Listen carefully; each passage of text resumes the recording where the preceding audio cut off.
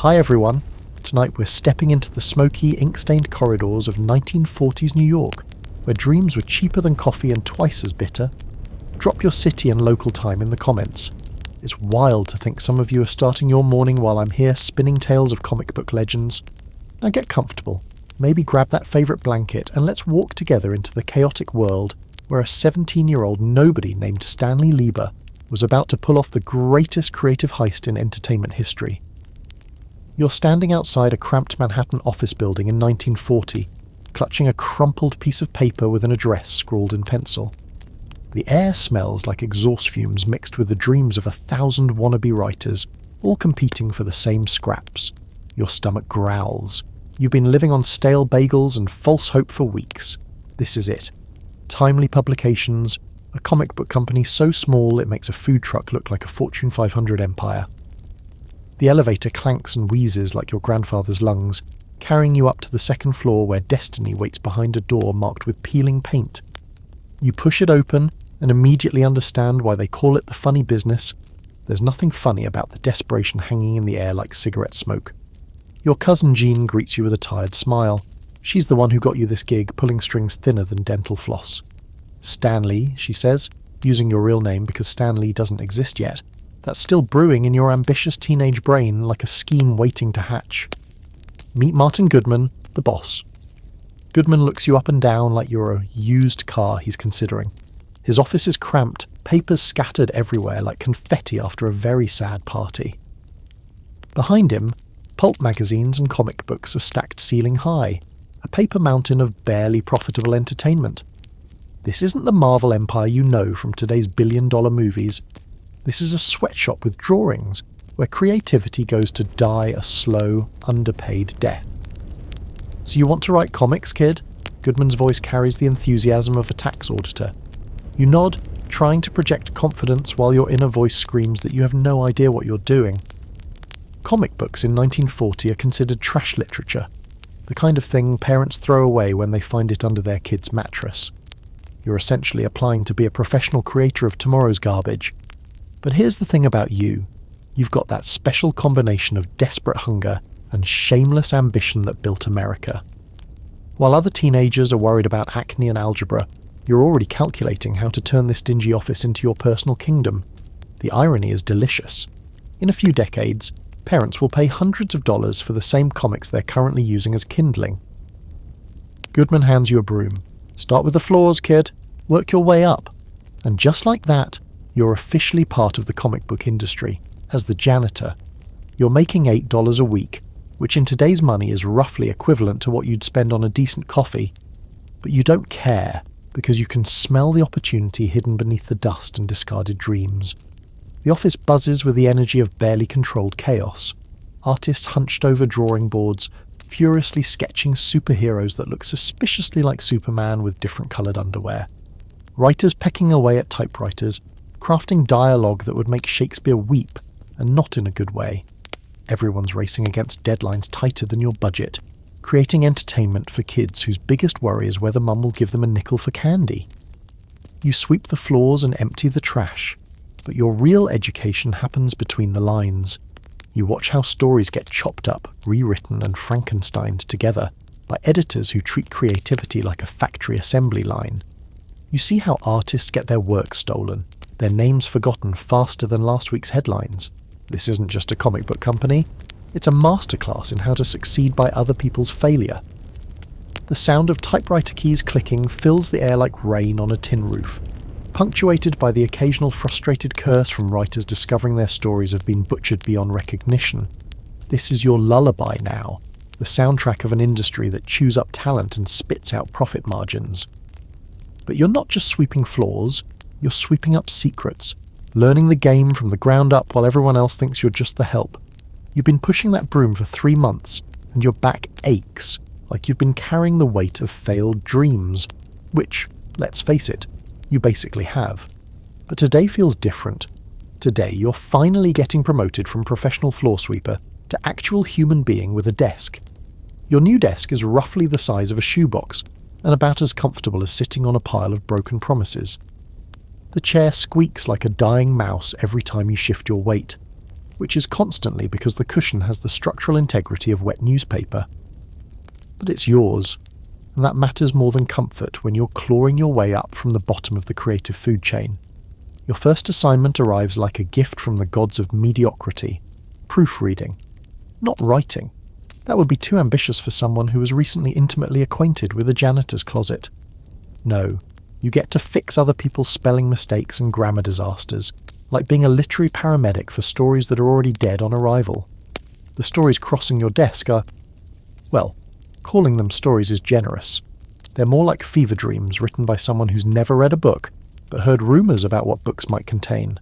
Captain America punches Nazis with the subtlety of a sledgehammer, while romance comics feature dialogue that makes Hallmark cards look like Shakespeare.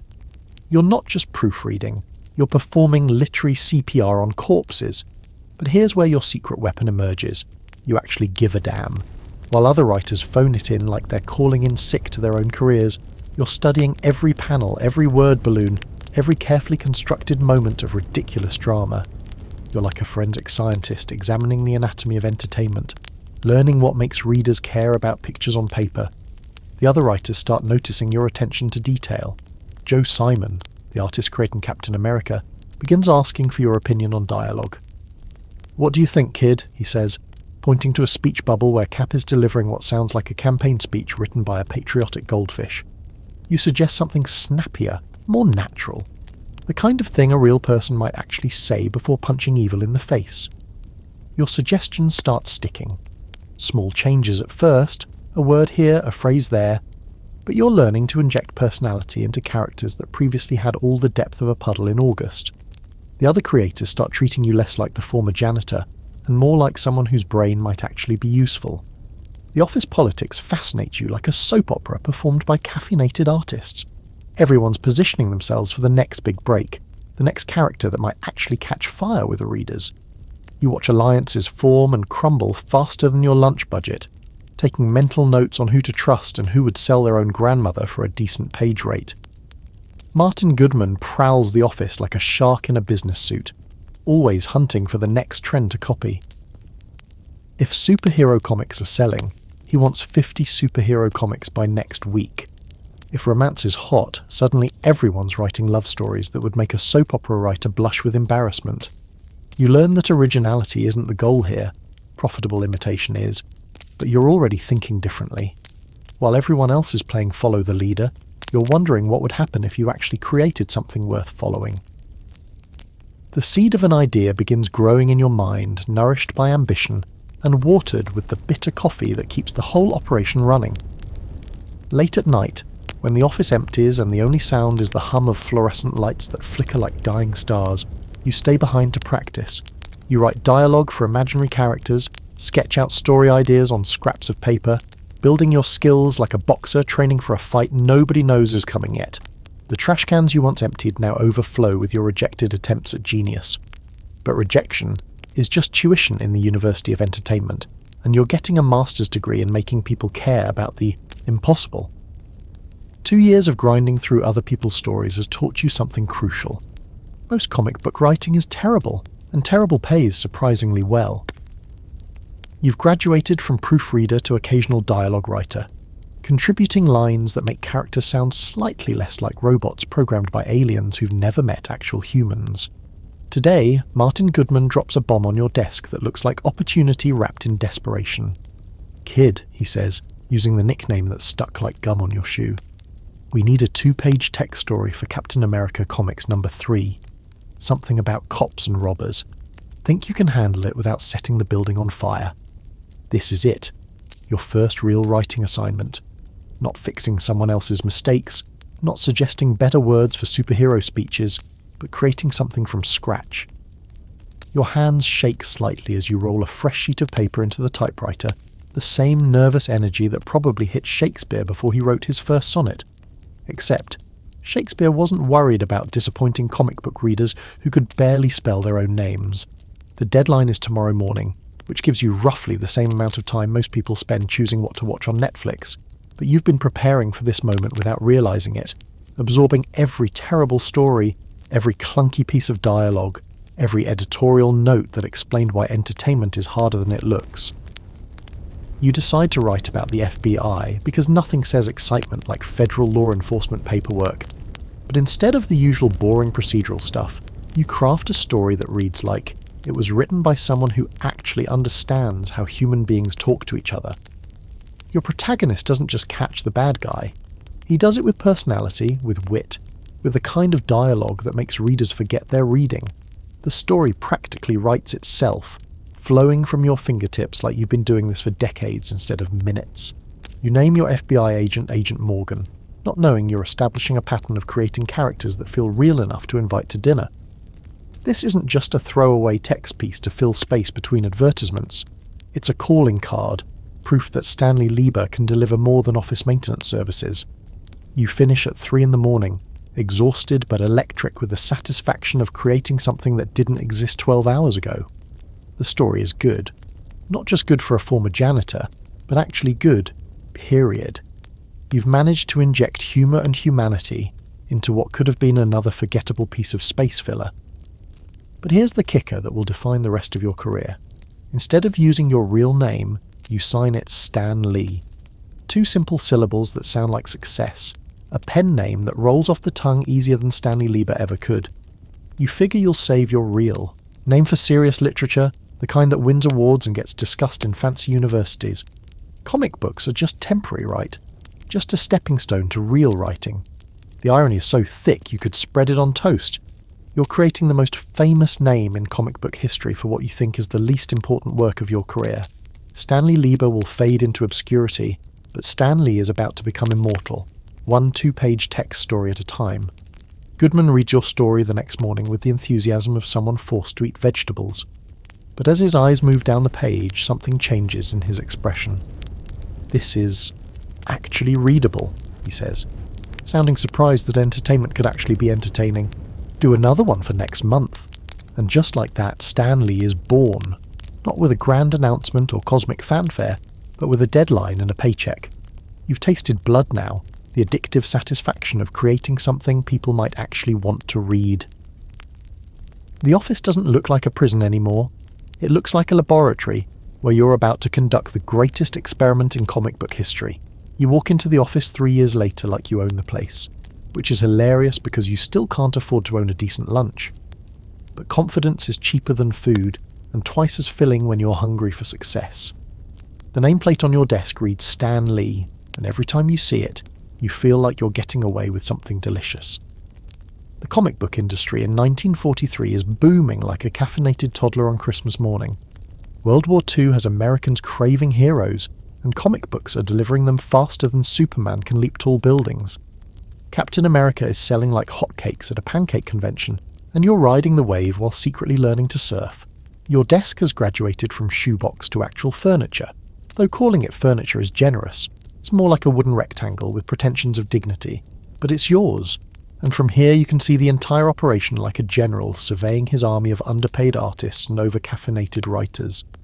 Martin Goodman has started treating you like a human being instead of an animated mop, which represents significant career progress. He's even begun asking your opinion on story ideas, though his version of asking involves more grunting than actual words. What do you think, Lee? Has become music to your ears, even when he's pointing at something that makes about as much sense as a chocolate teapot? You've learned to read the room like a political strategist, understanding which writers are on their way up and which ones are circling the drain of irrelevance. The office hierarchy shifts daily. Today's rising star is tomorrow's cautionary tale, and everyone's positioning themselves for survival in an industry that changes trends faster than teenagers change their minds about everything. The real education happens in the margins, between the official assignments and the coffee breaks that stretch longer than most people's attention spans. You watch how veteran writers structure their stories, how they build tension and release it like a master chef controlling the perfect meal. Every conversation is a masterclass. Every overheard complaint is intelligence about what not to do. Your own writing is evolving from acceptable to actually good, though you're too smart to admit that out loud. False modesty is a survival skill in an office full of egos that bruise easier than overripe fruit. You perfect the art of taking compliments gracefully while hungry for more, balancing confidence with just enough humility to avoid making enemies. The stories you're writing now have flavour, personality. the kind of snap that makes readers remember why they spent their lunch money on comic books instead of actual lunch. You're developing what will later be called the Marvel voice. Conversational, witty, the literary equivalent of hanging out with your coolest friend who happens to be incredibly entertaining. But the real breakthrough comes when you realise something the other writers haven't figured out yet. Readers don't just want heroes, they want heroes who feel like real people, having extraordinary experiences. Your characters crack jokes in the middle of fights, worry about their day jobs between saving the world, and generally behave like humans instead of walking advertisements for truth, justice, and the American way. The sound of dozens of typewriters creates a symphony of ambition. Each key strike another step toward deadline salvation or editorial damnation. Artists huddle over their drawing boards like surgeons performing delicate operations, bringing two-dimensional characters to life with pencil strokes and determination. This is your world now, this controlled chaos of creativity and commerce. Late at night, when the cleaning crew arrives to restore order to the creative hurricane, you sometimes stay behind to experiment. You write dialogue that feels natural, craft plots that actually make sense, and slowly develop the skills that will eventually revolutionize an entire industry. You're not just learning to write comics, you're learning to rewrite the rules of what comics can be. You're sitting at your desk in 1954, watching the comic book industry implode like a house of cards built by someone with severe coordination issues. Dr. Frederick Wertham's book, Seduction of the Innocent, has parents convinced that comic books are turning their children into juvenile delinquents, which is roughly as logical as blaming cars for traffic jams. But logic has never been America's strongest subject. The office feels like a morgue with filing cabinets. Half the artists have been laid off, their drawing boards now empty as abandoned parking lots. The writers who remain move through the halls like survivors of some creative apocalypse, clutching their remaining assignments like life preservers in an ocean of unemployment. This is what happens when moral panic meets economic reality, and moral panic wins by knockout. Martin Goodman paces his office like a caged animal who's just realised the cage is also on fire. Sales have dropped faster than a bad comedian's career prospects, and the man who once dreamed of comic book empires is now considering whether selling vacuum cleaners might be a more stable career path. The irony isn't lost on you. The same parents who spent their childhoods reading pulp magazines are now convinced that comic books are corrupting their precious offspring. Your own survival instincts kick in harder than a caffeinated kangaroo. While other writers panic and update their resumes, you adapt like a chameleon with an MBA. If the market wants wholesome entertainment, you'll give them wholesome entertainment so pure it could be blessed by a team of bishops. Romance comics, western adventures, monster stories that are scary enough to be exciting, but tame enough to pass the new moral standards. You write them all with the enthusiasm of someone who enjoys eating regularly. The Comics Code Authority arrives like a team of literary hall monitors, scrutinising every word balloon and thought bubble for signs of moral corruption. Their list of forbidden content reads like it was written by someone who's never experienced fun but has strong opinions about what fun should look like. No excessive violence, no sexual content, no questioning of authority. Basically, no anything that might make stories interesting. But here's where your secret weapon emerges. You've always been better at writing characters than action sequences anyway. While other writers struggle to create excitement without violence, you discover that personality is more engaging than punching. Your heroes become more human, more relatable, more like people readers might actually want to spend time with, instead of distant gods who solve problems with their fists. The office gradually transforms from a bustling creative hub to something resembling a library run by very quiet mice. The constant chatter of collaboration becomes whispered conversations about who might be getting fired next. Veterans who once acted like comic book royalty now treat every assignment like it might be their last meal before execution. You watch careers disintegrate like sugar in rain, talented people reduced to seeking work in advertising, or, worse, educational publishing. The lucky ones find jobs writing instruction manuals for appliances, trading the excitement of superhero adventures for the steady paycheck of explaining how refrigerators work. It's like watching poets become accountants, except less dramatic and more depressing. Your own workload shifts from superhero spectaculars to whatever will sell in this new sanitized marketplace. Monster comics become your specialty. stories about creatures that are threatening, enough to be exciting but ultimately defeated by wholesome American values. You perfect the art of creating tension within the narrow parameters of acceptable content, like composing symphonies using only 3 notes. The typewriter keys still click, but with less urgency now, like rain falling on a roof that might not be there tomorrow. Each story feels potentially final, each deadline a small victory against an industry that's slowly suffocating under the weight of societal disapproval. You're not just writing comics anymore, you're performing creative CPR on a dying art form. But in the quiet moments between assignments, you sense something building beneath the surface. This crash isn't the end, it's fertilizer for whatever comes next. While everyone else mourns the golden age that's ending, you're already imagining the silver age that's about to begin. By 1957, you've survived the great comic book purge and emerged like a literary cockroach, virtually indestructible and surprisingly adaptable. While lesser writers fled to more stable careers like insurance sales or teaching, you doubled down on comic books with the determination of someone who's too stubborn to admit defeat or too smart to abandon a sinking ship before checking if it's actually sinking. Your role at the company has evolved from eager apprentice to seasoned veteran, though seasoned might be overstating it. You're more like well-marinated amateur who's gotten lucky with timing. Martin Goodman now treats you less like the former janitor, and more like someone whose opinions might occasionally be worth hearing, which represents massive professional progress in the Darwinian ecosystem of comic book publishing. The office has stabilised into a kind of creative purgatory, not thriving, but not dead either, like a patient in a medically induced coma who occasionally shows vital signs.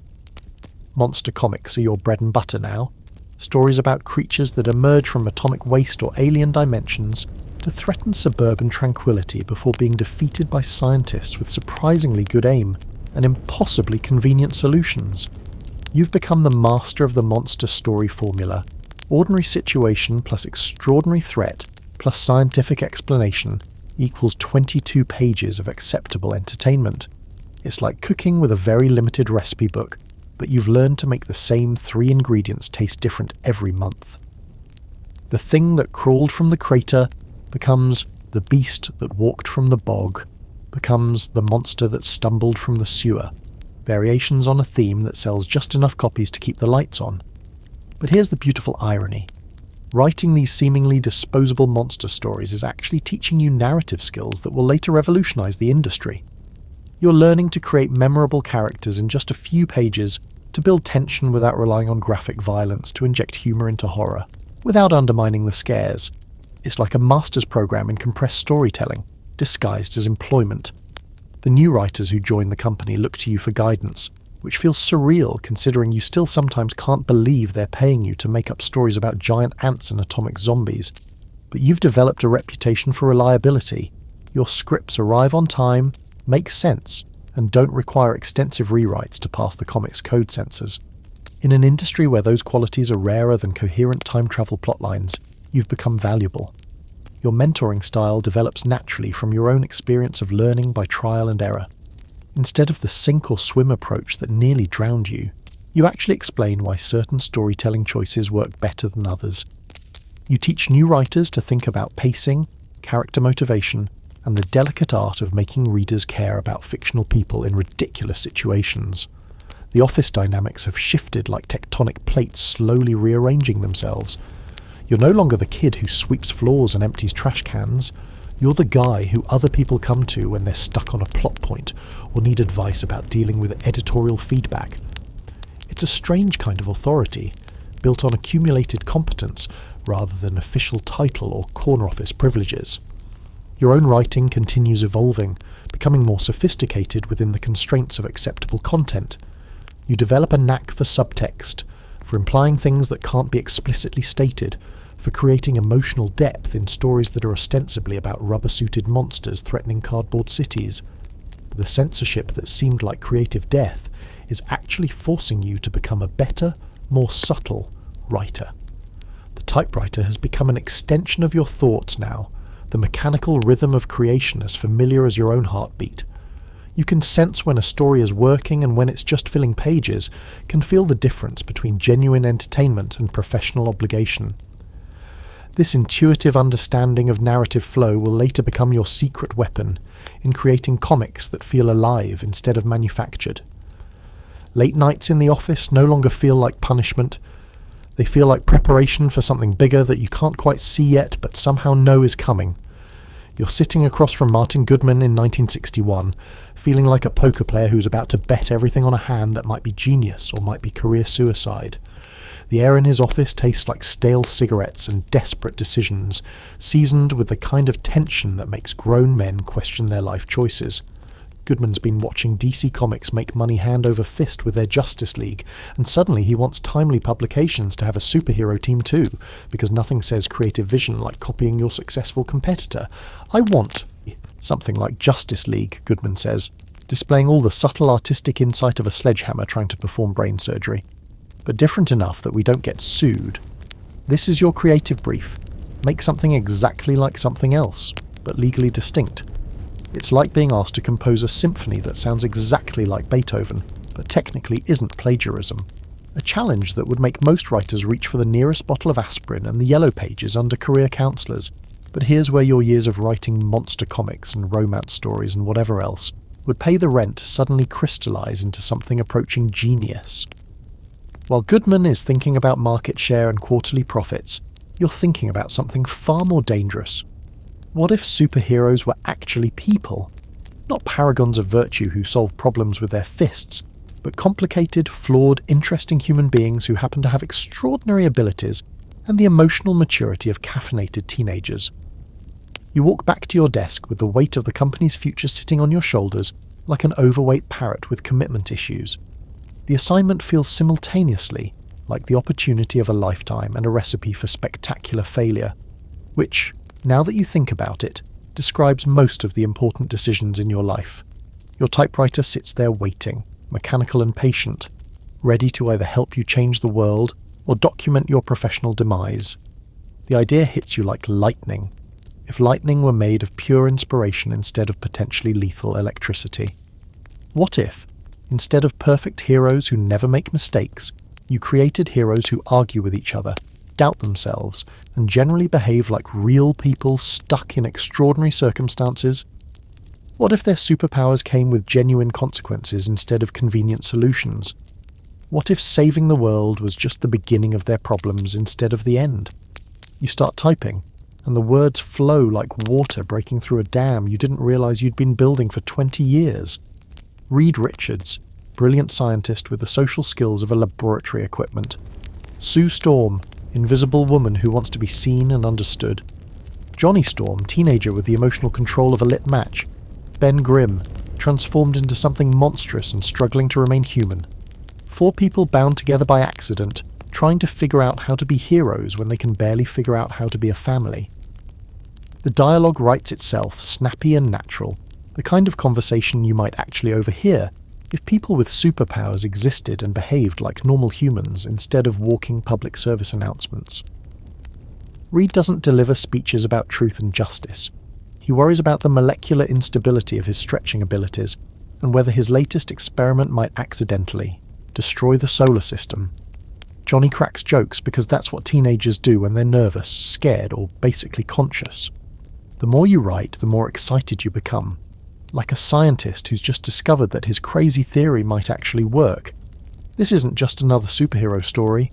It's a family drama that happens to feature people with extraordinary abilities. The powers are interesting, but the relationships are what make readers care. The action sequences are exciting, but the character interactions are what make them memorable. You finish the first issue script feeling like you've just given birth to something that might change everything, or might get you fired by lunchtime tomorrow. The Fantastic Four aren't just heroes. They're people pretending to be heroes while figuring out what heroism actually means. They make mistakes, hurt each other's feelings, and generally demonstrate that having superpowers doesn't automatically make you super at anything except having powers. The script sits on Goodman's desk like a lit stick of dynamite disguised as paperwork, waiting to either explode into success or blow up in everyone's faces. You're standing next to Jack Kirby's drawing board, watching the king of comics transform your words into visual thunder, and you feel like a composer hearing his symphony, performed by an orchestra that somehow makes the music better than what you originally imagined. Kirby's pencil moves across the paper with the confidence of someone who's been drawing explosions since before explosions were invented, creating characters that look like they could step off the page and demand their own television shows. The collaboration process feels like controlled chaos mixed with artistic telepathy. You've written detailed descriptions of what should happen in each panel, but Kirby interprets your suggestions like a jazz musician riffing on a familiar melody, taking the basic structure and transforming it into something neither of you could have created alone. Your words describe Reed Richards stretching his arm. Kirby draws Reed Richards stretching his arm in a way that makes physics look jealous of its own possibilities. The office buzzes with the electricity of something new being born, though most people don't realise they're witnessing the creation of a new form of entertainment. Artists lean over each other's shoulders, studying Kirby's latest pages like archaeologists examining artefacts from the future. The Fantastic Four don't look like any superheroes anyone's seen before. They look real, dimensional, like people who happen to wear costumes instead of costumes that happen to have people inside them. Your partnership with Kirby develops its own rhythm, a creative dance where you write scripts that give him room to innovate, while he draws panels that inspire you to write better dialogue. It's like being married to someone who makes you want to be a better version of yourself, except instead of arguing about whose turn it is to do the dishes, you're debating whether the thing should punch through the wall or just make a really big hole in it. The Marvel method emerges almost by accident, born from deadline pressure and artistic chemistry. Instead of writing full scripts with every action described in excruciating detail, you provide Kirby with a plot outline and let him tell the story visually. Then you write dialogue to match what he's drawn, creating a back-and-forth creative process that feels more like improvisation than traditional comic book creation. It's like writing a play based on a movie that doesn't exist yet, then discovering the movie is better than anything you could have imagined. The speed of production amazes everyone involved, including yourselves. Where other comic companies take months to develop characters and storylines, you and Kirby are cranking out fully formed heroes and complex mythologies faster than most people can decide what to have for lunch. The creative energy feeds on itself. Kirby's dynamic artwork inspires more ambitious writing, which challenges him to draw even more spectacular visuals, which pushes you to create even more interesting characters. But the real magic happens in the margins, during coffee breaks and late-night brainstorming sessions, where you discuss character motivations and story possibilities like they're real people, whose lives you're documenting rather than fictional creations you're inventing. Sue Storm's insecurities about being the only woman on the team become as important as her invisibility powers. Johnny's teenage rebellion gets as much attention as his ability to burst into flame without burning his clothes off. The other artists in the office watch this collaboration with the fascination of people witnessing a new species evolve in real time. Some try to imitate the Marvel method with varying degrees of success, but the chemistry between you and Kirby seems to be a unique combination of compatible neuroses and complementary skills that can't be easily replicated. It's like trying to recreate lightning by rubbing balloons together. Technically possible, but missing the essential magic. Your typewriter and Kirby's pencil become instruments in a larger symphony, creating entertainment that feels both familiar and revolutionary. The sound of creativity fills the office, the scratch of pencil on paper, mixing with the percussion of typewriter keys, punctuated by the occasional excited discussion about whether Thor should have a Norwegian accent or just sound generically godlike. Late at night, when the building empties and the cleaning crew arrives to sweep up the eraser shavings and discarded ideas, you sometimes stay behind to marvel at what you're creating together. The pages scattered across Kirby's drawing board look like blueprints for a new universe, detailed maps of a world where heroes have problems and problems have heroes. You're sitting in your apartment in 1962, staring at a blank piece of paper that represents either your next great idea or evidence that you've finally run out of creative gas. The Fantastic Four has been successful enough to keep the lights on at Marvel, but Martin Goodman wants more heroes, because apparently one groundbreaking superhero team isn't enough to satisfy his appetite for world domination through comic book publishing. He's given you the assignment that will either cement your reputation as a visionary or prove that lightning doesn't strike twice in the same place. The idea that's been bouncing around your brain like a hyperactive pinball finally settles into focus: a teenage superhero. Not a teenage sidekick who follows the real hero around like an eager puppy, but an actual teenager who has to deal with superpowers on top of everything else that makes being a teenager a special kind of hell. High school, homework, acne, girls, bullies, and, oh yeah, also fighting crime in his spare time like it's some kind of extracurricular activity. But Goodman's reaction to your Spider-Man pitch makes you wonder if you've accidentally pitched him a recipe for professional suicide instead of commercial success. Teenagers can't be heroes, he explains with the confidence of someone who's never actually met a teenager. They're sidekicks and spiders. People hate spiders. Nobody wants to read about a character named after something they'd step on. His logic is so ironclad you can practically hear it clanging against common sense. You persist with the stubborn determination of someone who's either absolutely right or absolutely insane, and in the entertainment industry, those two conditions are often indistinguishable. Spider-Man feels important in a way you can't fully explain, like you've tapped into something fundamental about what it means to be young and powerless, and suddenly, unexpectedly powerful. Peter Parker isn't just getting bitten by a radioactive spider, he's discovering that great power comes with great responsibility, and responsibility is the one thing teenagers are actively trying to avoid. The character develops in your mind like a photograph in a darkroom, gradually becoming clearer and more detailed. Peter Parker, high school. Nobody who gets picked on by bullies and ignored by girls suddenly gains incredible abilities and has to figure out what to do with them. The beauty of the concept hits you like a revelation. Instead of using his powers to solve his personal problems, he creates a separate identity to help other people, which actually makes his personal problems worse. It's like volunteering for extra homework in the subject of moral complexity. Steve Ditko's artwork brings Peter Parker to life with a quirky, nervous energy that perfectly captures the essence of teenage awkwardness, combined with superhuman ability. Ditko's Spider-Man doesn't pose like a classical hero. He moves with the jerky, uncertain movements of someone who's still figuring out how his body works, which is perfect for a character who's literally learning to use powers he never asked for and doesn't fully understand. The web shooters become a crucial detail that separates Spider-Man from every other hero in the rapidly expanding Marvel universe. Instead of organic web production, Peter has to build mechanical web shooters, which means his powers can fail at exactly the wrong moment, usually when he's dangling from a skyscraper, hoping physics doesn't suddenly remember how gravity works.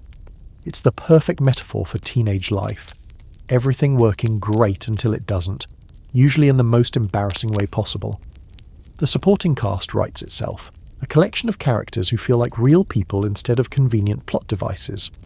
Aunt May, the sweet elderly woman who worries about Peter's health, while having no idea he's risking his life every night fighting criminals in colourful costumes.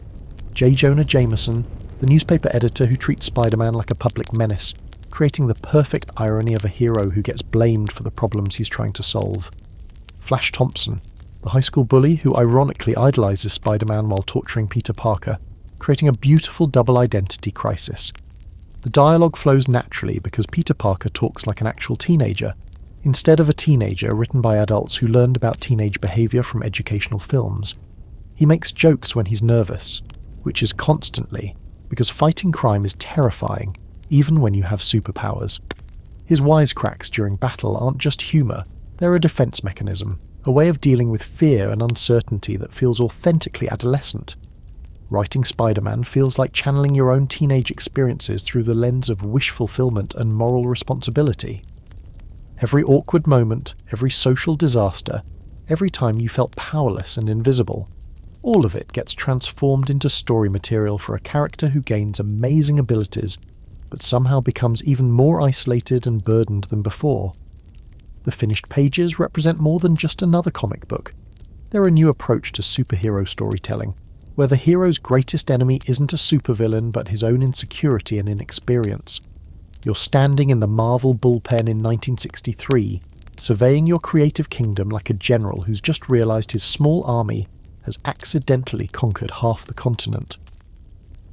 The success of Spider-Man and the Fantastic Four has transformed your little comic book company from an also-ran operation into something resembling an actual entertainment empire. Though calling it an empire might be generous.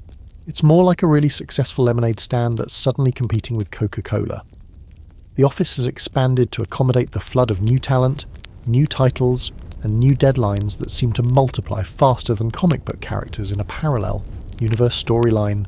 Artists' drawing boards line the walls like workstations in a factory that manufactures dreams instead of widgets, each one producing pages that will soon entertain millions of readers who have no idea they're witnessing the birth of modern mythology.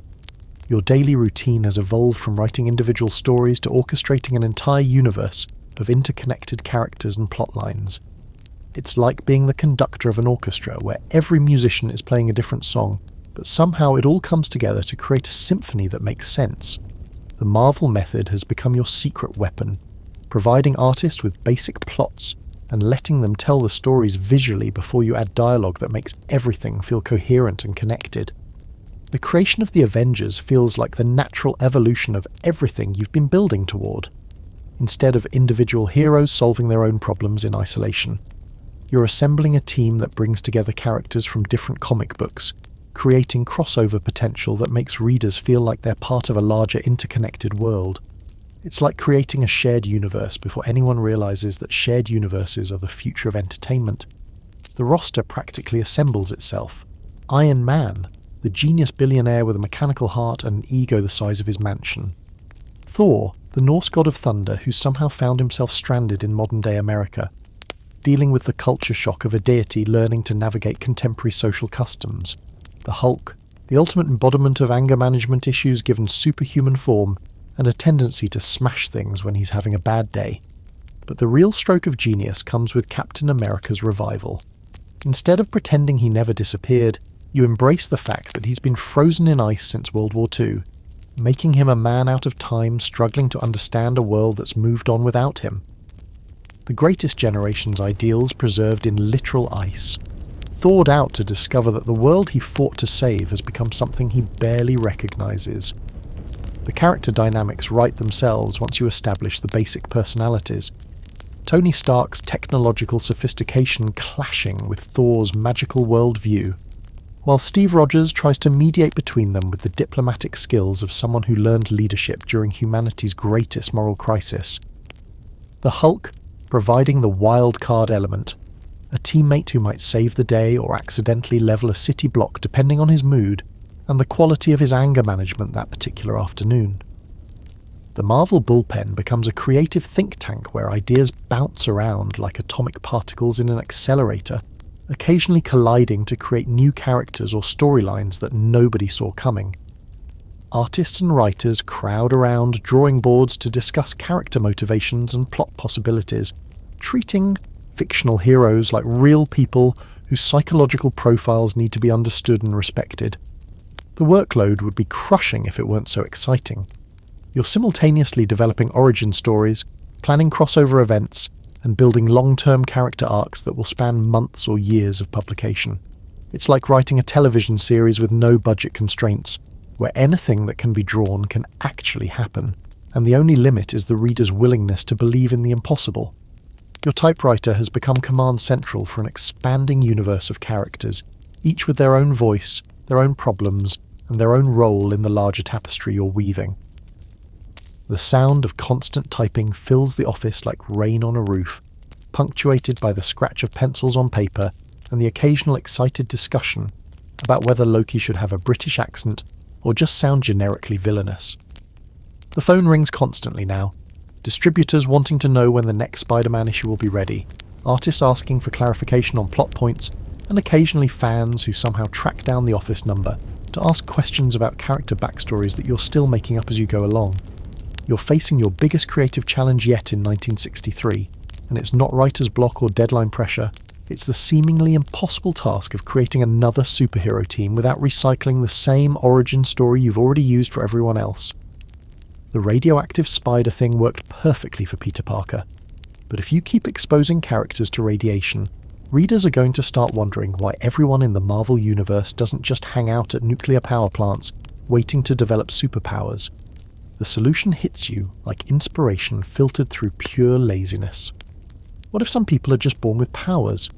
No laboratory accidents, no alien encounters, no magical artifacts, just genetic evolution producing the next step in human development. It's scientifically plausible enough to satisfy readers who care about such things. and convenient enough to let you focus on character development instead of explaining why every hero in America has a PhD in theoretical physics. But here's where the concept becomes something deeper than convenience. The X-Men become a metaphor for every teenager who's ever felt different, outcast, or misunderstood. Mutants aren't just people with superpowers, they're people whose differences make them feared and hated by the very society they're trying to protect. It's like being a teenager with acne, except instead of facial blemishes, you shoot laser beams from your eyes and accidentally melt things when you're nervous. Professor Xavier's School for Gifted Youngsters becomes the perfect setting for exploring these themes, a place where being different is considered normal, where students learn to control abilities that could accidentally level small buildings if they sneeze wrong. Xavier himself embodies the ideal of peaceful coexistence, using his telepathic powers to understand rather than dominate, teaching his students that their gifts are responsibilities rather than weapons. The original roster assembles like a collection of teenage archetypes given superpowers and enrolled in the world's most dangerous boarding school. Scott Summers, the responsible leader whose eyes shoot deadly beams and who literally cannot let his guard down without destroying everything he looks at, the perfect metaphor for a teenager afraid of his own potential. Jean Grey, the telepathic girl next door who can read minds and move objects with her thoughts, dealing with the social complexity of knowing what everyone really thinks about her. Warren Worthington III brings wealth and privilege to the team, but his angel wings make him a visible mutant who can't hide his differences like the others. Bobby Drake provides comic relief with his ice powers, but underneath the jokes is a young man struggling with the responsibility of potentially freezing everything around him if he loses control. Hank McCoy rounds out the team as the brilliant scientist whose ape-like appearance makes him look like the monster he's afraid he might actually be.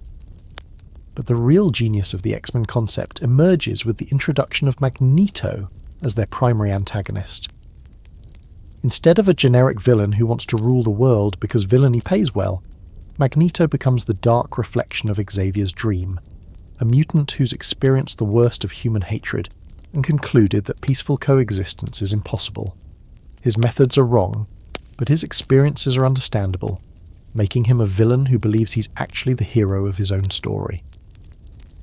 The X-Men comics become a laboratory for exploring social issues without preaching, using the metaphor of genetic difference to examine prejudice, fear of the other, and the challenge of building bridges between communities that don't understand each other. The mutant registration debates parallel real-world discussions about civil rights, while the question of whether mutants should hide their abilities or live openly becomes a meditation on authenticity versus safety.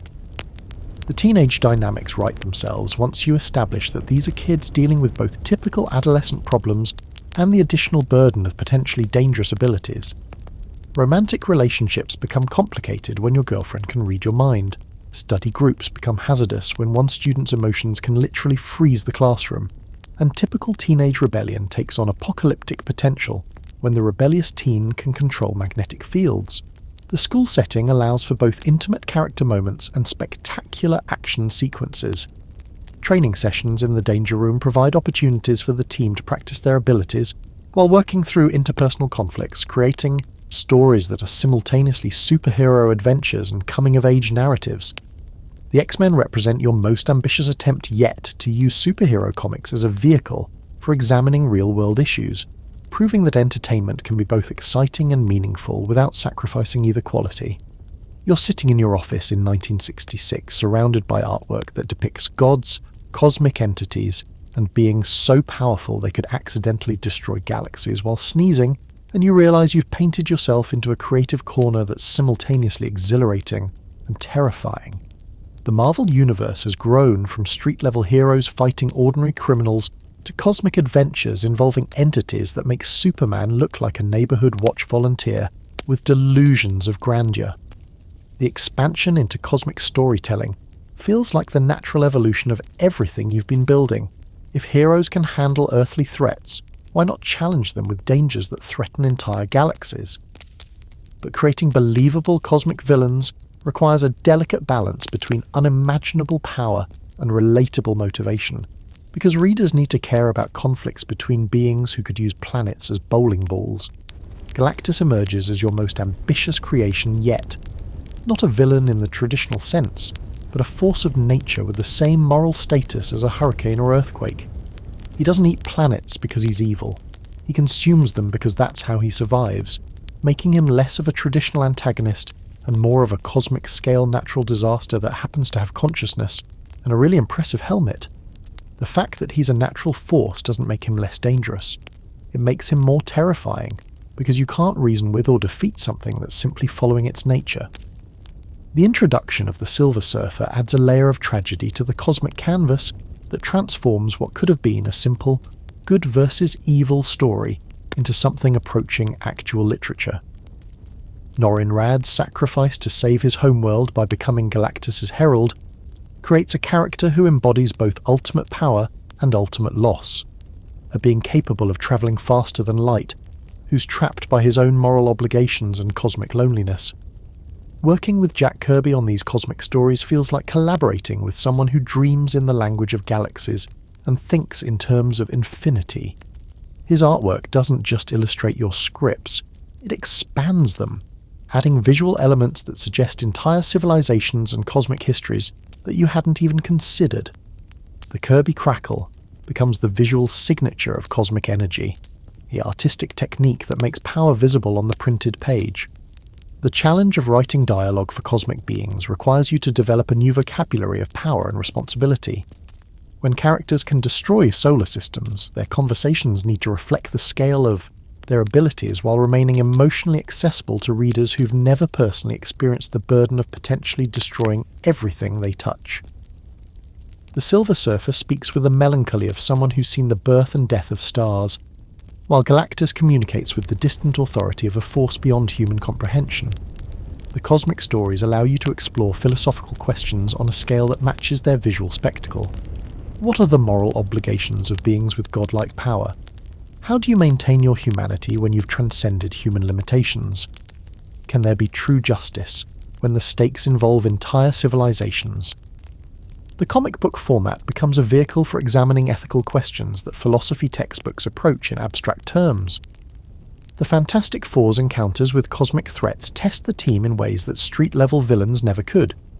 When Doctor Doom steals the power cosmic, he becomes not just a threat to the team, but to existence itself, forcing Reed Richards to think on a scale that challenges even his expansive intellect.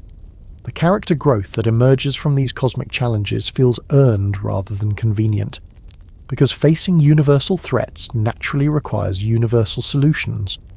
The office atmosphere during cosmic storyline development feels charged with creative electricity.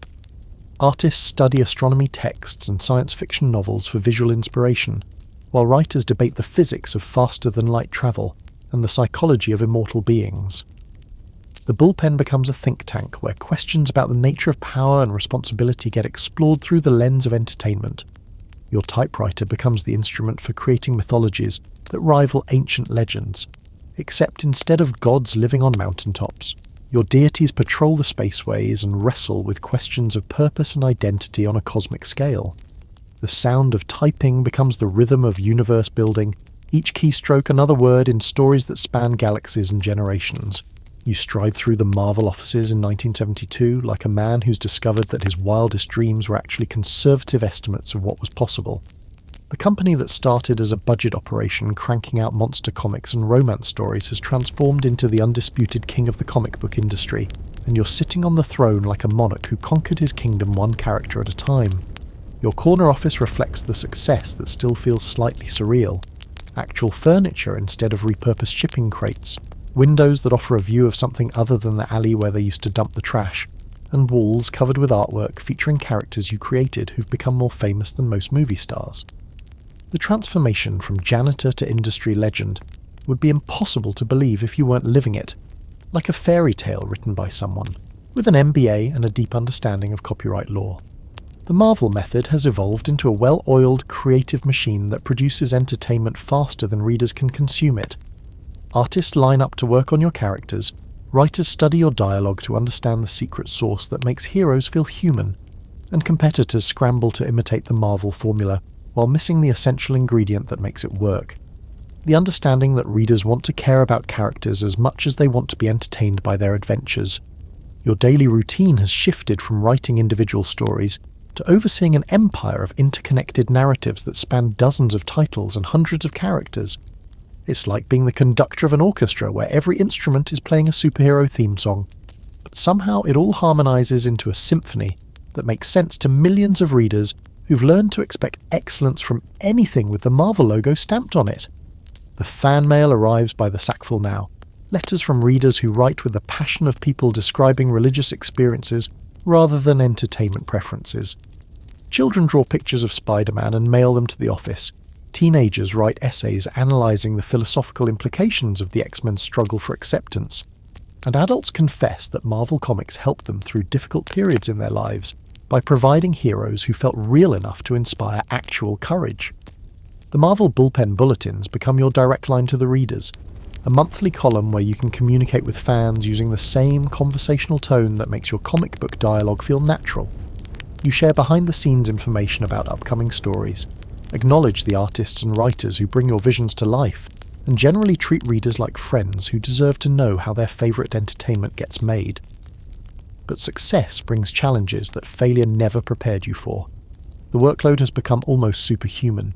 You're simultaneously plotting storylines months in advance, reviewing artwork from dozens of artists, writing dialogue for characters across multiple titles, and somehow finding time to answer fan mail and conduct interviews with journalists who want to understand how a former janitor became the most famous comic book writer in the world. The pressure to maintain quality while meeting insane deadlines creates a kind of creative stress that feels like performing surgery while riding a motorcycle through traffic. Every story needs to advance ongoing plot lines while being accessible to new readers. Every character interaction needs to feel authentic while serving larger narrative purposes. And every issue needs to end with a cliffhanger compelling enough to ensure readers return next month for the continuation. Your relationship with the characters has evolved from creator to curator of lives that feel independent of your control. Spider-Man's adventures write themselves now because Peter Parker's personality has become so well established that you can predict how he'd react to any situation. The X-Men's conflicts emerge naturally from their established relationships and motivations, while the Fantastic Four's family dynamics generate story ideas faster than you can develop them into full narratives. The sound of the bullpen has changed too. Instead of the desperate quiet of a struggling company, the office buzzes with the confident energy of a creative team that knows they're producing something special. Artists discuss character design with the enthusiasm of people who understand their work will be studied and treasured, while writers debate plot points like scholars examining literature that matters to real people in measurable ways. Late nights in the office no longer feel like desperate attempts to meet deadlines. They feel like opportunities to refine stories that will entertain millions of readers and influence an entire generation of future storytellers. You're standing in your office in 1975, staring at a contract that represents everything you've ever wanted professionally and everything you're starting to fear personally. Marvel Comics has become a multimedia empire, with your characters appearing on television shows, lunchboxes and toy store shelves across America.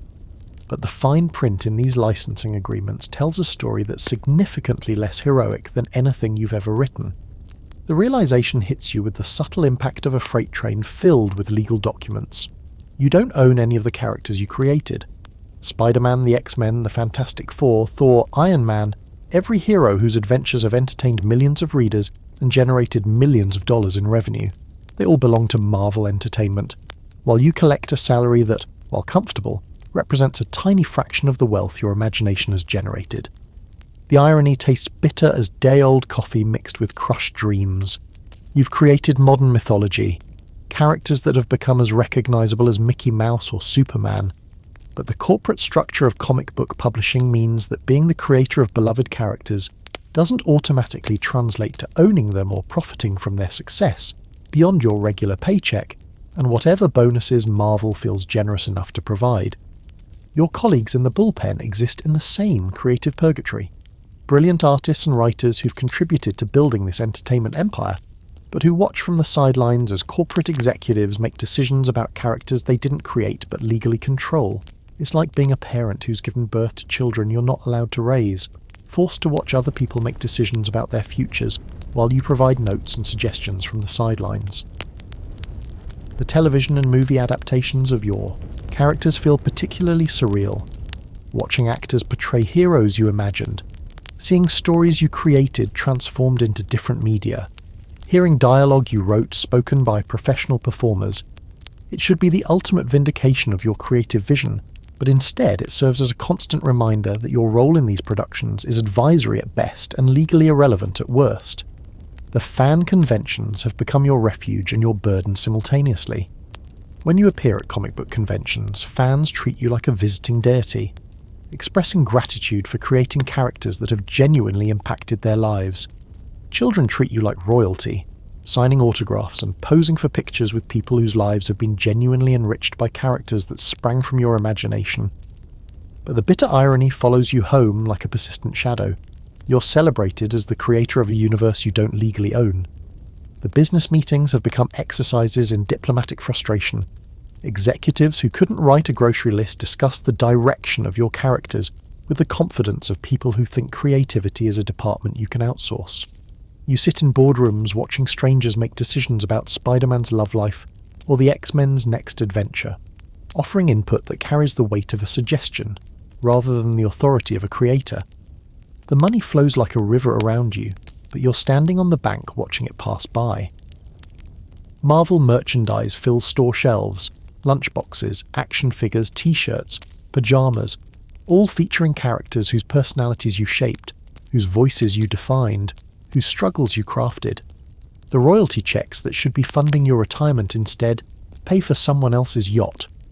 Your relationship with the characters has become that of a proud parent who gave their children up for adoption and now watches from a distance as they achieve great things under someone else's name. You love them, you're proud of them, but they belong to someone else now, and that someone else gets to decide their futures. The worst part isn't the money, though the money stings. The worst part is watching your creative children get mishandled by people who don't understand what made them special in the first place. When a movie adaptation misses the point of what made Spider-Man relatable, or a cartoon strips away the complexity that made the X-Men meaningful, you feel it like a parent watching their child being misunderstood by the world. Late at night, in the quiet of your office after the last fan letter has been answered and the last interview completed, you sometimes wonder what would have happened if you'd been born into a different era of publishing, one where creators retained ownership of their creations. But regret is a luxury you can't afford. There are too many stories still to tell, too many readers still waiting to be entertained. The price of success you're learning isn't just measured in what you gain, but in what you give up along the way. And sometimes, the cost of changing the world is that the world gets to own the change. You're sitting in your office in 1978, surrounded by evidence of an empire built on imagination, watching as your characters transcend the medium that created them and become genuine cultural phenomena. The Marvel universe has grown beyond comic books into something that would have seemed impossible when you were sweeping floors and dreaming of better days. It's become modern mythology.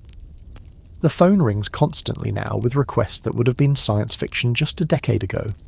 Movie studios want to option your characters, television producers pitch animated series, toy companies beg for licensing deals. The scrawny teenager who once got bitten by a radioactive spider is now appearing on breakfast cereals and birthday party napkins, transforming the landscape of American entertainment one web slinger at a time. Your daily routine has evolved into something approaching the surreal. You spend your mornings reviewing scripts for TV shows based on characters you created, your afternoons consulting on movie adaptations that will reach millions of people who've never read a comic book, and your evenings answering fan mail from around the world. The kid who once swept up other people's discarded dreams is now manufacturing hope for a new generation. But the real transformation isn't in the business, it's in the culture. Spider-Man has become shorthand for the awkward teenager in all of us. The X-Men a metaphor for anyone who's ever felt different or excluded. The Fantastic Four a symbol of how families can support each other through impossible circumstances. Your characters have stopped being entertainment and started being mirrors, reflecting back the hopes and fears of an entire generation. The Marvel method has influenced not just comic books, but storytelling across all media. Writers in Hollywood study your character development techniques. Television producers try to recreate the serialized storytelling that keeps readers coming back month after month. And even novelists have started incorporating the interconnected universe concept that seemed so revolutionary when you first started having heroes guest star in each other's stories. You've become something you never intended to be, a brand unto yourself. Stanlee Presents appears on everything Marvel publishes. Your name is recognizable as the characters you helped create. The former janitor has become the public face of imagination itself, the grandfather figure who taught multiple generations that with great power comes great responsibility. The conventions have grown from small gatherings of dedicated fans into massive events that fill entire convention centres. When you appear on stage, thousands of people cheer with the enthusiasm usually reserved for rock stars or presidents. You're not just a comic book writer anymore, you're a cultural icon. Living proof that creativity and persistence can literally change the world. The Marvel Bullpen Bulletins have become your direct line to millions of readers worldwide. A monthly column where you share industry gossip, acknowledge your collaborators, and maintain the illusion that you're all part of one big, happy family creating entertainment together. The conversational tone that made your comic book dialogue feel natural has become your signature in all forms of media. But perhaps the most remarkable transformation is how your characters have started influencing real-world behaviour. Teachers use Spider-Man to discuss responsibility, psychologists reference the X-Men when talking about Prejudice, and social workers point to the Fantastic Four as an example of how dysfunctional families can still love and support each other. Your creations have escaped the confines of entertainment and become tools for understanding the human condition. The sound of the Marvel offices has changed too. Instead of just typewriters and drawing boards, there are now conference calls with Hollywood, international distributors, and licensing executives. The small comic book company that once operated on a shoestring budget now coordinates with entertainment companies around the globe, all because you dared to imagine heroes who felt human. You're standing at your window in 1980, looking out at a world that has been quietly revolutionized by characters that once existed only in your imagination, and you realize that somewhere along the way, you stopped being a comic book writer and became something far more significant, an architect of modern mythology. The Marvel Universe has transcended paper and ink to become a living, breathing part of global culture. The morning brings evidence of this transformation in ways that still feel miraculous. A teacher in Iowa writes to tell you she's using Spider-Man comics to teach her students about physics and responsibility. A therapist in London explains how he uses X-Men stories to help his patients understand prejudice and acceptance. A military chaplain mentions that soldiers overseas find comfort in reading about heroes who struggle with the same fears and doubts they face in combat. Your characters have become more than entertainment. They've become educational tools, psychological aids, and sources of genuine inspiration for people facing real-world challenges. The awkward teenager Peter Parker has given countless young people permission to be imperfect, while still striving to do good. The X-Men have provided a framework for discussing civil rights and social justice that reaches audiences traditional political discourse never could. The ripple effects extend far beyond what you could have imagined when you first typed Amazing Fantasy number 15 on a deadline that seemed impossibly tight.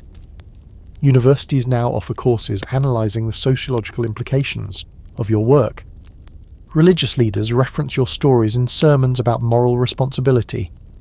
Politicians quote Spider-Man in speeches about civic duty, though you sometimes wonder if they actually understand the point you were trying to make. The international response has been perhaps the most surprising aspect of Marvel's cultural impact. Letters arrive daily from readers in countries you've never visited, translated into languages you can't read, but all expressing the same sentiment. These characters speak to something universal in the human experience. A teenager in Tokyo facing bullies finds strength in Spider-Man's example. A young woman in Sao Paulo sees herself reflected in the struggles of John Gray. A father in Stockholm uses Fantastic Four stories to teach his children about family loyalty. The merchandising explosion has created a strange new reality, where your characters exist simultaneously as artistic creations and commercial products. You walk through toy stores and see action figures of heroes whose personalities you shaped, lunchboxes featuring teams whose dynamics you developed, clothing emblazoned with symbols you helped design. It's surreal and gratifying and occasionally overwhelming to see your imagination made manifest in such tangible ways. But the real measure of cultural impact isn't in the merchandise or media coverage. It's in the behaviour changes you observe in the world around you. Children playing superhero games in schoolyards aren't just pretending to have superpowers. They're practicing the moral decision-making your stories emphasised. Teenagers facing difficult choices sometimes ask themselves what Spider-Man would do. Adults working through relationship problems find guidance in the complex dynamics of the X-Men or Fantastic Four. The academic attention has been both flattering and bewildering. Professors write papers analysing the mythological structures in your stories, the psychological profiles of your characters, the social commentary embedded in your plots. You're invited to lecture at universities where scholars treat your comic book stories with the same seriousness once reserved for classical literature. It's a far cry from the days when comic books were considered disposable entertainment for children. The technology is beginning to catch up with your imagination too. Video games based on your characters are becoming more sophisticated, offering interactive experiences that let fans literally step into the roles of their favourite heroes. Television special effects are finally capable of bringing some of your more fantastical creations to life, in ways that don't look laughably fake. The future you've been writing about for decades is starting to become the present. Most remarkably, your work has inspired an entire generation of creators who are now making their own contributions to the medium. Young writers and artists cite Marvel Comics as the reason they entered the field, creating new characters and stories that push the boundaries even further. You've become not just a creator, but a catalyst, sparking creativity in others that will continue long after you've left the stage. You're reviewing submissions in 1982, reading scripts and examining artwork from young creators who grew up reading Marvel Comics, and you're witnessing something extraordinary. The emergence of a generation of storytellers who learned their craft from the Marvel method and are now ready to take it in directions you never imagined. The students have become teachers, and they're about to revolutionize the very medium you helped transform. The new voices arriving at Marvel bring with them a sophistication and complexity that builds upon everything you established while pushing into uncharted territory. They understand instinctively that readers want characters with psychological depth, stories with real consequences, and narratives that acknowledge the complexity of the modern world. But they're also willing to experiment with techniques and themes that go beyond what was possible or acceptable when you were building the foundation. Chris Claremont has taken your X-Men and transformed them into something that addresses contemporary social issues with a directness that would have been impossible in the early days of the Comics Code. His stories tackle racism, sexism, and political oppression, while maintaining the adventure and excitement that made superhero comics appealing in the first place. The X-Men have become the most powerful metaphor for civil rights in popular culture, and it's happening because a new generation of creators understands how to use the tools you developed. Frank Miller is reimagining what superhero stories can be, bringing a noir sensibility to characters like Daredevil that makes them feel more like literature than traditional comic book fare. His work has a psychological complexity and visual sophistication that represents the natural evolution of everything you and your collaborators pioneered in the 1960s. The medium is growing up, becoming capable of telling stories that rival any other art form. John Byrne is demonstrating how classic characters can be reinvented for new audiences without losing what made them special in the first place. His work on Fantastic Four shows how the Marvel method can be applied by creators who understand both the letter and the spirit of what you are trying to achieve. The characters feel fresh and contemporary while remaining true to their essential nature.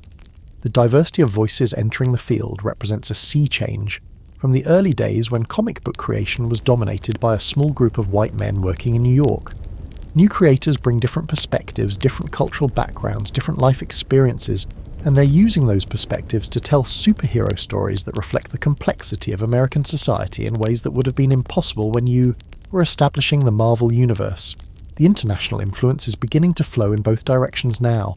European comic creators are bringing storytelling techniques from their tradition to American superhero comics, while Japanese manga is introducing visual approaches that are starting to influence how American artists think about page layout and character design. The Marvel universe is becoming truly global, not just in distribution, but in the creative voices contributing to it. The technology available to creators is advancing rapidly, offering new possibilities for how stories can be told and distributed. Computer coloring is making comic book artwork more sophisticated and visually striking. New printing techniques are allowing for experimentation with paper stocks and special effects. The medium itself is evolving in ways that complement the narrative sophistication of the new generation of creators. But perhaps most importantly, these new creators understand that with the platform comes responsibility. They recognise that superhero stories can influence how people think about morality, justice, and social responsibility. They're using the characters and concepts you helped create to address contemporary issues, while maintaining the entertainment value that made comic books popular in the first place.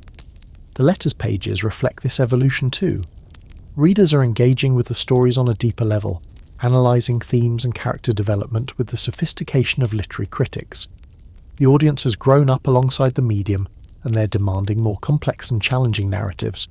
The relationship between creators and readers has become a genuine dialogue about art, society, and the human condition. You're watching your creative children have children of their own, as characters you helped create inspire new characters, new stories, new possibilities. The Marvel Universe has become self-sustaining, generating its own mythology and expanding in directions you never anticipated but deeply appreciate. The future of superhero storytelling looks bright and limitless, built on the foundation you established but reaching heights you could only dream of when you were learning to write comics in a cramped office above a Manhattan delicatessen. You're walking through Times Square in 1985, and everywhere you look, you see evidence of how completely your fictional universe has merged with actual reality. Spider-Man swings across movie theatre marquees, X-Men face off against their enemies on toy store windows, and the Fantastic Four peer out from magazine covers at newsstands. The line between imagination and reality has blurred so completely that your characters feel more real to some people than the politicians and celebrities dominating the evening news. The morning brings a phone call that perfectly illustrates this strange new world. NASA wants to consult with you about a public service campaign encouraging young people to pursue careers in science and technology. They want to use Reed Richards and Tony Stark as examples of how scientific curiosity and innovation can benefit humanity. The government agency that once sent rockets to the moon is asking the former Marvel Janitor for advice on inspiring the next generation of space explorers. Your office has become a pilgrimage site for celebrities, politicians, and cultural figures who want to meet the man who created modern mythology. Movie stars stop by to discuss potentially playing your characters in upcoming films. Directors pitch their visions for bringing the Marvel Universe to life on the big screen. Writers and artists from other mediums seek your advice on creating compelling characters and ongoing narratives. The fan conventions have evolved into cultural events that rival major film festivals or art exhibitions. When you appear at these gatherings, you're not just meeting comic book readers, you're addressing audiences that include teachers, therapists, social workers, scientists, and military personnel who have found professional value in your stories. The reach of your work has expanded far beyond entertainment into education, psychology, and social policy. The academic legitimacy that once seemed impossible has become established fact. Major universities now offer courses on the literature of sequential art that analyse your work alongside Shakespeare and Dickens. PhD dissertations are written about the sociological implications of the X-Men, the psychological profiles of your characters, the mythological structures embedded in your narratives. Comic books have joined the canon of serious American literature, and you're recognised as one of its founding fathers. The international influence has become a genuine cultural export, spreading American values and perspectives around the world through the universal language of heroism and moral responsibility. Your characters appear in newspapers and magazines in dozens of countries, translated into languages you've never heard of, but carrying the same messages about power, responsibility, and the importance of using your abilities to help others. The technological revolution is finally catching up with your imagination. Video games are becoming sophisticated enough to create genuine interactive experiences with your characters. Television special effects can now bring even your most fantastical creations to life convincingly. Computer animation is making possible the kinds of visual storytelling that existed only in comics just a few years ago. But perhaps the most remarkable transformation is how your characters have begun influencing real-world behaviour and decision-making. Teachers use Spider-Man stories to discuss moral development with their students. Therapists reference X-Men narratives when helping patients understand prejudice and acceptance. Military leaders cite Captain America when discussing leadership and sacrifice. Your fictional creations have become tools for understanding and navigating actual human challenges. The business implications have been staggering too.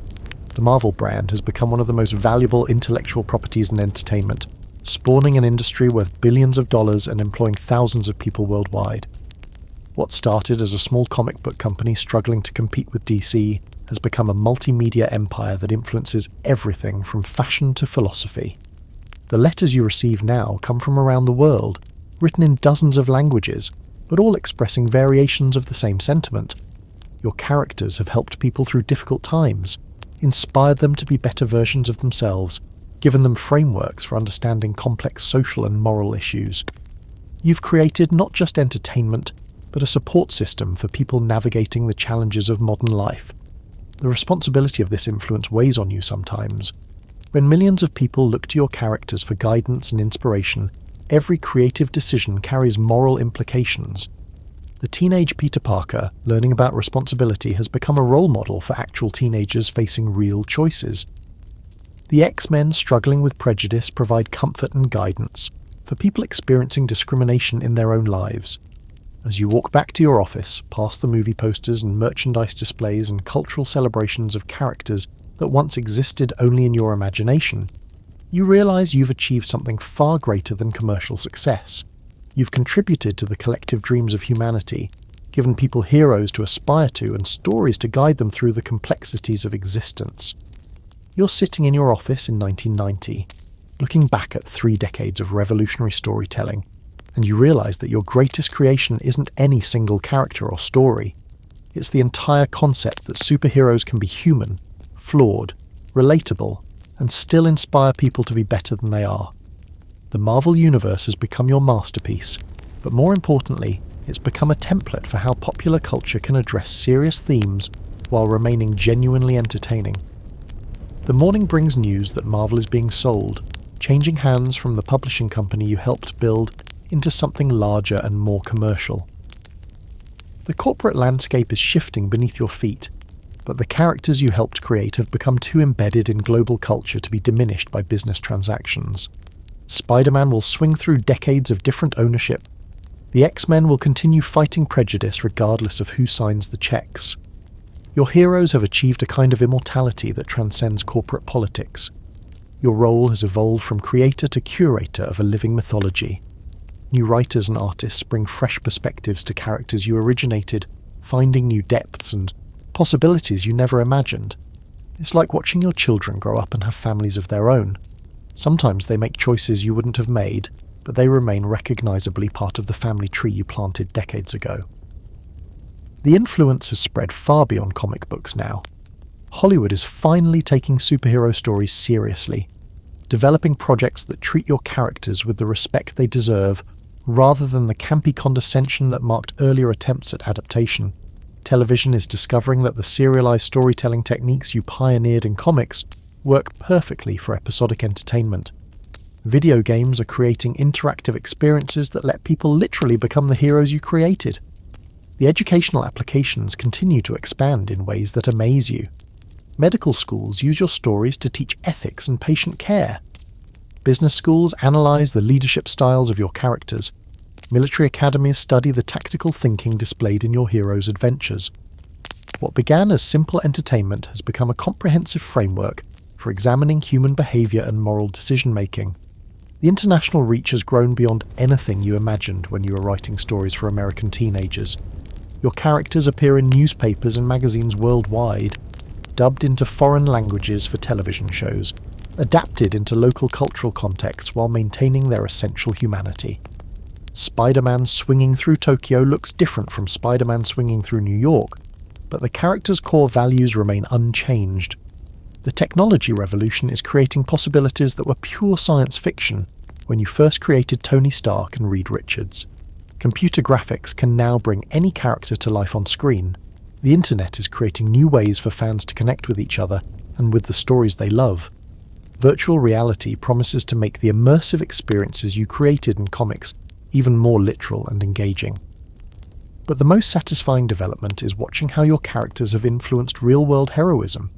Teachers, firefighters, police officers, medical personnel, and ordinary citizens cite your heroes as inspiration for their own acts of service and sacrifice. The fictional examples of responsibility and courage you created have motivated actual heroism in the real world. The fan letters arriving now span 3 generations.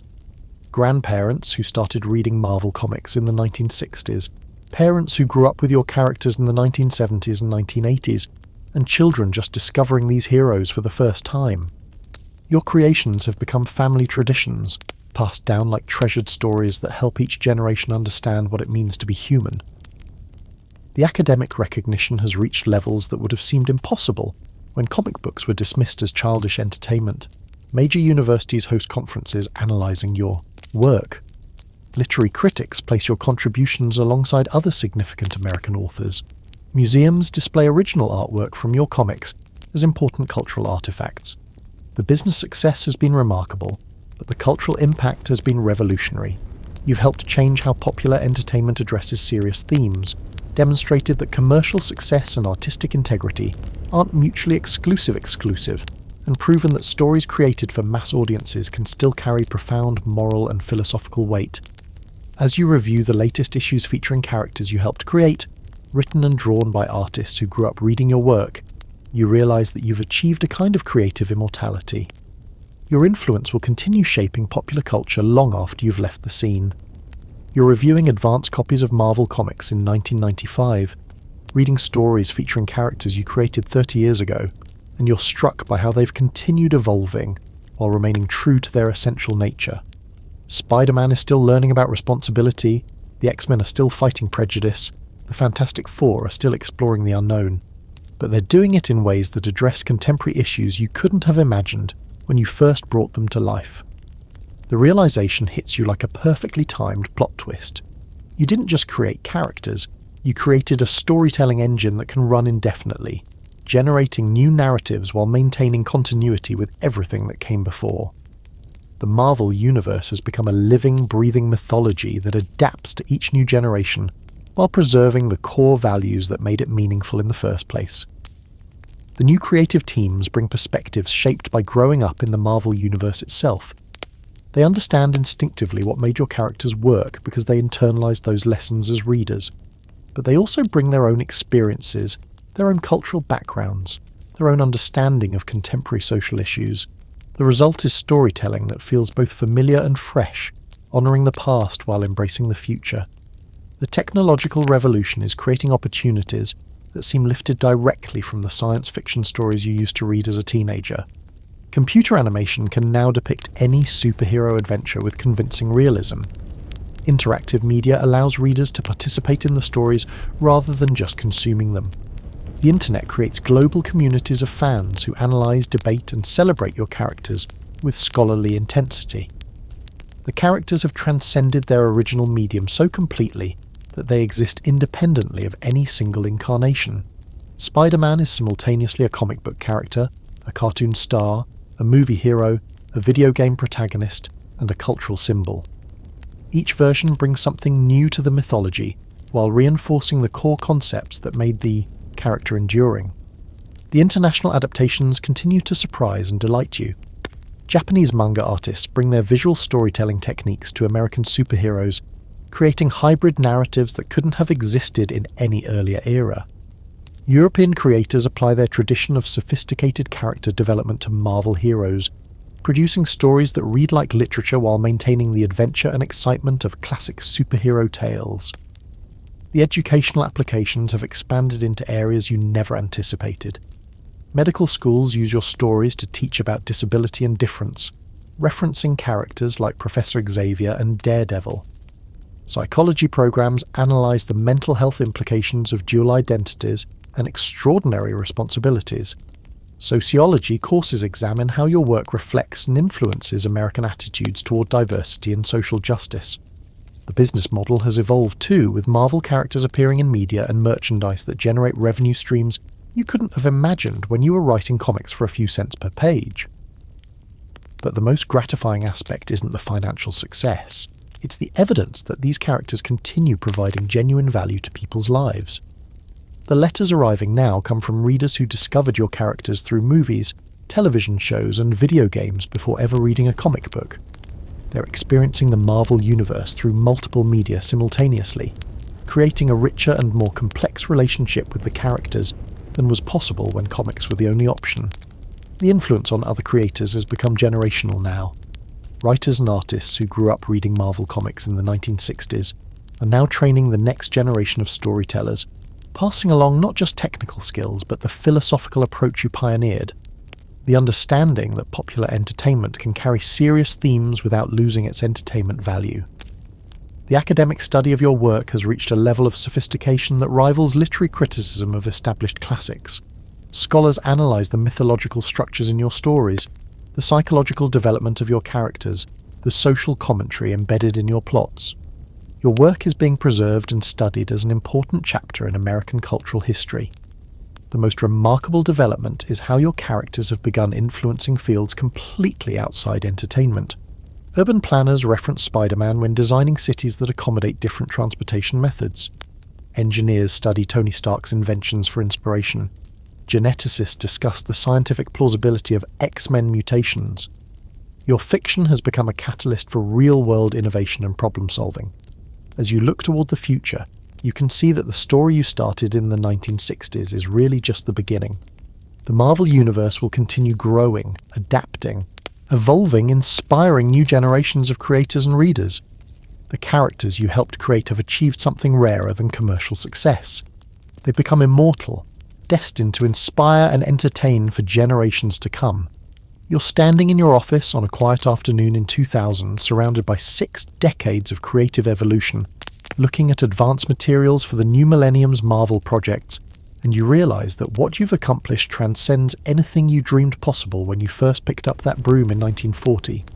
The characters you created as entertainment for children have become the mythology of the modern world, providing frameworks for understanding heroism, responsibility and human potential that will endure long after everyone who created them has left the stage. The morning brings news that would have been pure fantasy when you were writing comics by candlelight to make extra money. Major Hollywood studios are planning interconnected film series based on your characters, treating the Marvel Universe with the same respect once reserved for Shakespeare or Dickens. Spider-Man will soon swing across movie screens with special effects that make your wildest comic book visions look conservative. The X-Men will address themes of prejudice and acceptance through blockbuster entertainment that reaches global audiences. Your influence has become so embedded in popular culture that it's almost invisible, like oxygen in the atmosphere of modern storytelling. Writers creating original superheroes automatically give them personal problems and moral conflicts because you established that heroes must be human. Television shows feature ensemble casts with complex interpersonal dynamics because you proved that teams of characters create richer storytelling possibilities than solo adventures. Video games include character development and emotional stakes because you demonstrated that audiences care more about who heroes are than what powers they possess. The educational impact has reached into areas you never anticipated when you were trying to make comic books more sophisticated. Medical schools use your disabled characters to teach about overcoming physical limitations. Psychology programs analyze the mental health implications of secret identities and extraordinary responsibilities. Philosophy departments examine the ethical frameworks embedded in your heroes' decision-making processes. Your entertainment has become a comprehensive curriculum for understanding the human condition. The international legacy spans continents and cultures now. Children in countries you've never visited play games based on characters you created. Foreign governments cite your work in discussions about civil rights and social justice. International peace organizations use your characters as symbols of unity and cooperation. What began as American comic books has become a universal language of heroism and hope.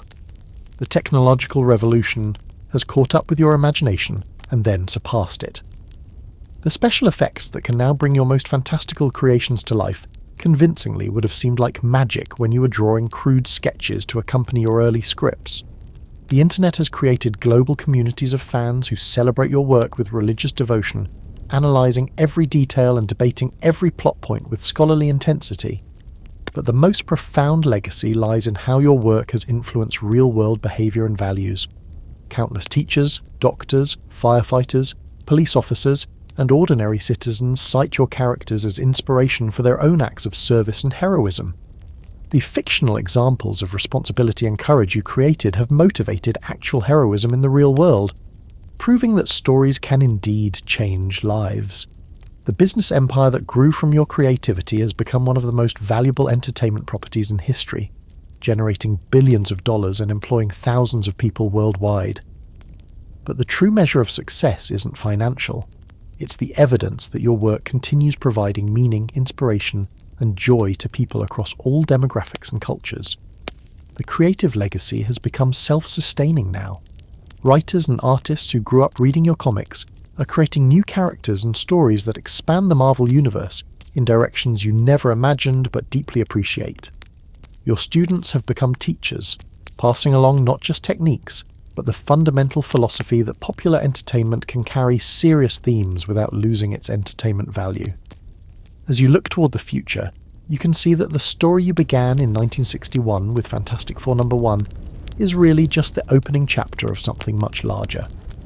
The Marvel Universe will continue growing for decades, possibly centuries, adapting to new technologies and social changes, while maintaining the core human values that made it meaningful in the first place. The characters you created as a young man struggling to pay rent have achieved true immortality. Not just commercial longevity, but genuine cultural significance that will influence how future generations understand heroism, responsibility, and the potential of human beings to rise above their limitations and make the world better. Tonight, as the sun sets over New York City, children around the world are reading about Spider-Man learning that with great power comes great responsibility. Tomorrow, new readers will discover the X-Men and learn that being different doesn't make you lesser. Next week, another generation will encounter the Fantastic Four and understand that families stick together through any challenge. Your greatest creation wasn't any single character or story. It was the understanding that heroes don't have to be perfect to be inspiring, that entertainment can educate without preaching, and that the human spirit, properly depicted, is the most powerful force in any universe, real or imagined. The story continues, as it always has, as it always will. The Marvel Universe you helped create has become truly eternal, a living mythology that will inspire and entertain for as long as human beings need heroes to show them what they can become. Excelsior. You're sitting here in our 2024, perhaps in the quiet darkness of your room, listening to the story of a man who started with nothing but a broom and a dream, and you realise that Stanlee's tale isn't really ending. It's just beginning to echo through generations yet unborn. The janitor who became the architect of modern mythology didn't just create characters, he created a template for how one person's imagination can reshape the entire world's understanding of heroism, responsibility, and what it means to be human. Think about it for a moment. Right now, somewhere in the world, a child is reading their first Spider-Man comic, discovering that heroes don't have to be perfect to be inspiring. A teenager struggling with feeling different is finding solace in the X-Men's message that being an outsider can actually be a superpower. A parent is watching a Marvel movie with their kids, unknowingly passing down the moral frameworks that Stanlee embedded in stories he wrote 50 years ago, when he was worried about paying his rent. The ripple effects of that 17-year-old boy walking into timely publications in 1940 continue expanding like circles in a cosmic pond.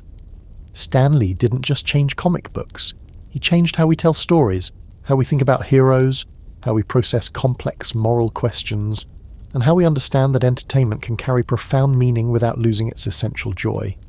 You can feel the weight of this transformation when you walk through any toy store today and see action figures of characters that existed only in Stan's imagination decades ago. When you hear teachers using Spider-Man comics to discuss ethics in classrooms around the world, when you watch grown adults dress as their favourite Marvel heroes at conventions, not out of childish nostalgia, but because these characters represent something deeper, values worth embodying, ideals worth pursuing, examples of how to be better than you were yesterday. The sound of Stan's typewriter clicking away in that cramped Marvel office in the 1960s somehow echoes through every screenplay written for a superhero movie today. Every time a writer creates a flawed, relatable hero who struggles with personal problems while saving the world, they're walking a path that Stanlee carved through the wilderness of entertainment. He proved that audiences don't want perfect gods. They want broken people learning to be heroic despite their imperfections.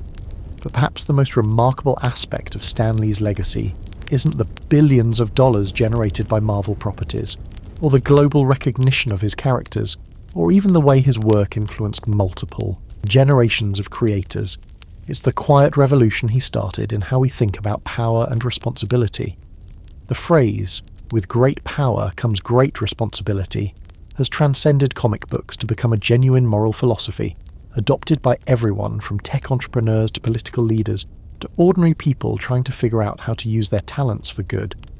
You lie there in the darkness, and you can almost see the ghostly figure of that young Stanlee Lieber, sweeping floors and dreaming of better stories, unaware that he's about to accidentally create a new form of American folklore. The characters he would bring to life, Peter Parker, the X-Men, the Fantastic Four, Thor, Iron Man, weren't just entertainment. They were new myths for a modern world that desperately needed heroes who felt real enough to inspire actual change. The Marvel universe that Stan helped create has become more than a collection of stories. It's become a shared cultural language that spans continents, generations, and belief systems. A farmer in rural India and a tech worker in Silicon Valley can have a meaningful conversation about moral responsibility using Spider-Man as their common reference point. Children in countries Stan never visited grow up understanding concepts of tolerance and acceptance through X-Men stories that he crafted in a Manhattan office while worried about deadlines and rent money. The janitor's broom has been replaced by digital animation studios. The cramped office where Stan wrote his first stories has been superseded by massive entertainment complexes. The handful of creators who once gathered around drawing boards to create the Marvel Universe has grown into an industry employing thousands of people worldwide. But the essential magic, the understanding that heroes should be human, that stories can change hearts, that entertainment can educate without preaching, remains unchanged. Stan Lee's true superpower wasn't his ability to create memorable characters, though he certainly did that. It wasn't his talent for snappy dialogue, though his wit was legendary. His real superpower was his understanding that people need heroes who remind them of their own potential for greatness. He created characters who weren't perfect, but who tried their best, who made mistakes but learned from them, who faced overwhelming odds but refused to give up. The teenage Peter Parker, learning that with great power comes great responsibility, has become a template for how entire generations think about their obligations to others. The X-Men fighting prejudice while protecting those who hate them has provided a framework for countless real-world conversations about tolerance and social justice. The Fantastic Four dealing with family dynamics while exploring the unknown has shown millions of readers that adventure and responsibility can coexist. And now, as you drift towards sleep, you realise that Stan Lee's story is really every dreamer's story. It's the story of the kid who believes they can make a difference, the adult who refuses to let cynicism extinguish their imagination, the creator who understands that their work matters not because it makes money, but because it makes people better. Stan Lee proved that a single person with sufficient determination and creativity can literally change the world. Not through conquest or politics or wealth, but through the simple act of telling stories that matter. Stories that inspire, stories that teach, stories that remind us that we can all be heroes in our own way, that we all have great power of some kind, and that we all have the responsibility to use that power wisely. The boy who swept floors in 1940 became the man who swept the world with new mythologies. The struggling writer who made paper umbrellas to pay his rent became the cultural icon whose characters generate billions in revenue. The employee who worried about job security became the creator whose work will outlive empires.